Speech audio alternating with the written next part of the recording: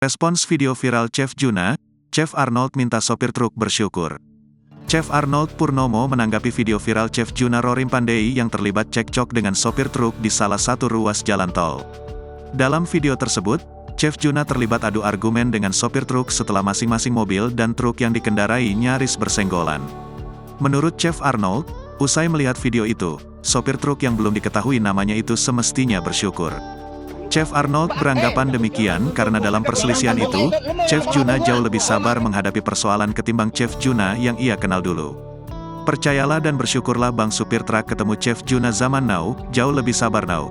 Cuit Chef Arnold di akun X, dikutip Selasa, tanggal 13 Februari tahun 2024. Chef Arnold menyebut, apabila sopir truk itu berselisih dengan Chef Juna yang masih berpegang dengan karakternya yang dulu mungkin bisa lain cerita. Dalam video itu, terlihat Chef Juna akhirnya memilih pergi meninggalkan sopir truk setelah terlibat adu argumen.